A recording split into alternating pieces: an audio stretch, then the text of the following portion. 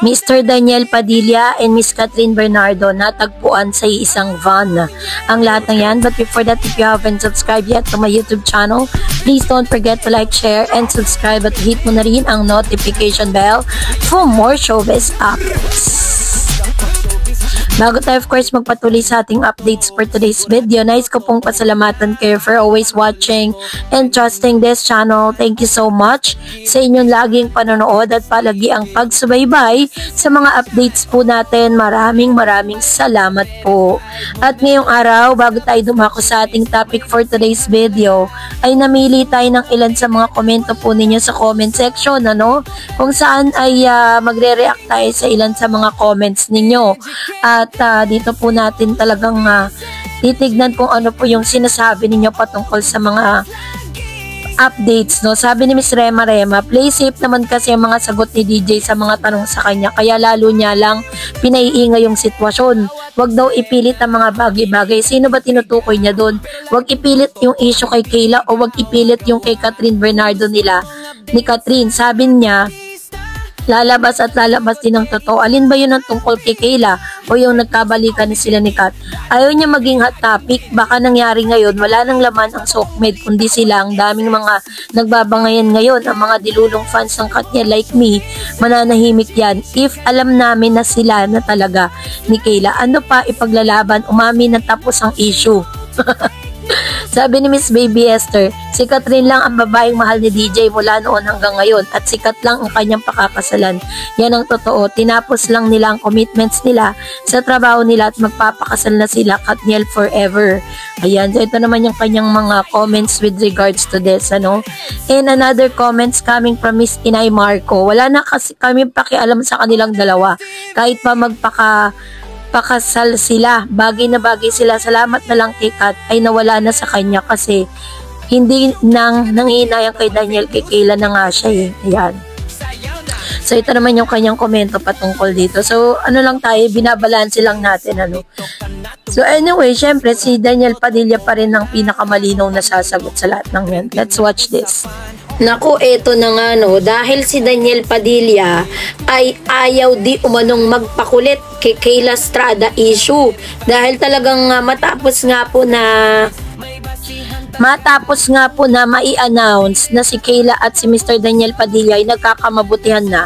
Walang humpay po yung pagtatanong dito kay Daniel, dito po sa kanyang love life. Sobrang engaged yung mga tao patungkol nga sa love life ni Mr. Daniel Padilla ngayon at ni Miss Kayla Estrada. Pero according po sa mga news na talagang si Mr. Daniel iwas na iwas po siya patungkol sa mga tanong, kaya talagang naku-curious din ang ilan sa mga fans ni Daniel at ni Catherine Bernardo kung totoo ba talaga yung mga chika na talagang nagkamabutihan sila. Naging trending sa social media ang chikang may relasyon na sina Daniel Padilla at Kayla Estrada. Madami tuloy ang na-curious kung totoo ba na ang issue na ito. Sa katatapos na press conference para sa bagong teleserye ni Kayla, ay halatang umiiwas ang aktres na magpa-interview at matanong tungkol dito.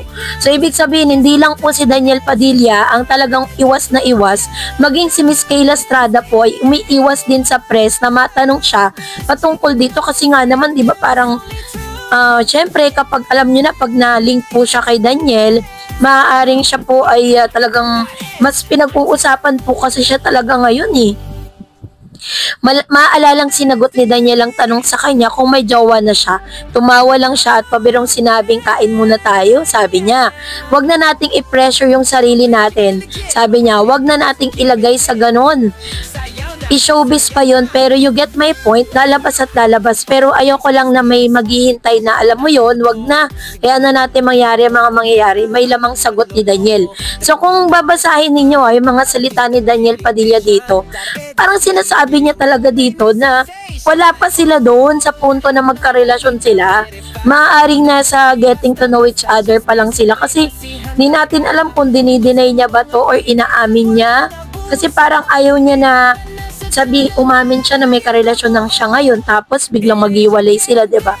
Yun yung iniiwasan kasi ni Daniel So, hirit pa niya, wag mo na silang kulitin ni Kayla. Hindi man diretsang sinagot ni Daniel ang tanong, halatang may ibig sabihin ng kanyang sinabi. Siyempre, hindi ito pinalagpas ng mga netizen, ang ibang agree sa relasyon ng dalawa. Sabi niya, sounds like, inamin niya na meron siyang bago. Tama yan, dami kasi nakikisaw-saw sa panahon ngayon eh. Move on, sabi niya. Move on din mga fans ng Katniel. Diyos ko, may nalilink din naman kay Katrina. Yung politiko mas malala. Sabi niya, leave those two alone, that is their privacy. Daniel needs to be happy and his age, he needs to explore, love and move on. At iba naman ay hindi makamove on sa Katniel love team. Kala ko ba, Daniel, sabi mo noon sa interview nyo ni Catherine, hindi mo kayang mabuhay nang wala si Catherine. Anong nangyari? Asus, sabing ganon. Alam niyo po kasi, dito po sa mga pangyayari ngayon kay Daniel, hindi naman pwedeng masastuck na lang siya sa ganong bahagi ng buhay niya. So, kung talagang kayo po ay totoong fan ni Daniel, matutuwa kayo sa kung ano man yung nangyayari sa buhay niya ngayon, sa kung sino man yung taong gusto niya makasama or pinipili niya, no? Hindi pa man po niya kayang ilabas yan ng diretsahan or direkta niyang ilabas sa publiko. Pero ayaw niya kasi na maging pulutan yan eh. At meron din po kasi mga naglalabasan ngayon na talaga nagpapalito sa mga fans, no?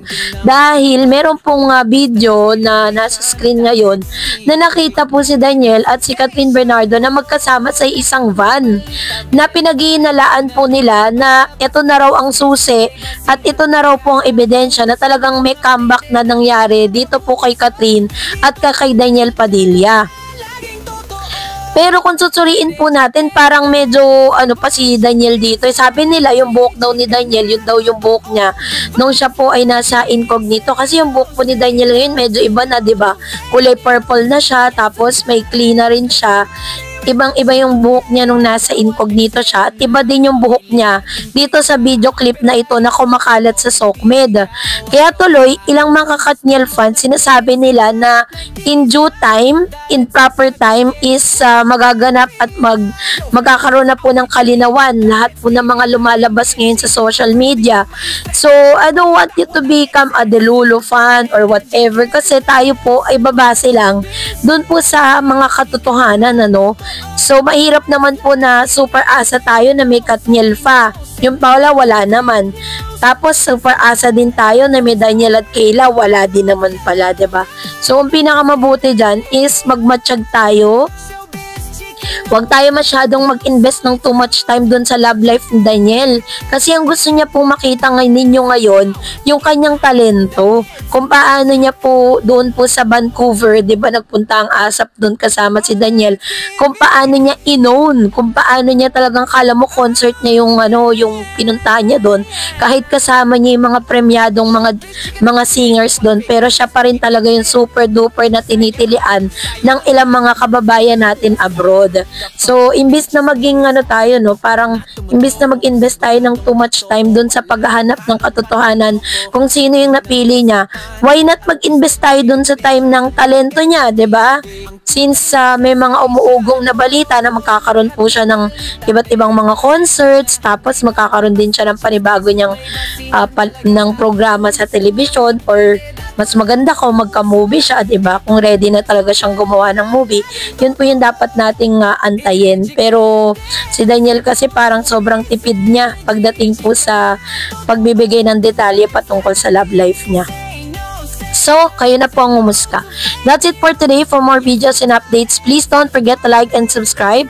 And please don't forget to follow my Facebook page, Dar Eds TV and Dar Eds channel. God bless everyone!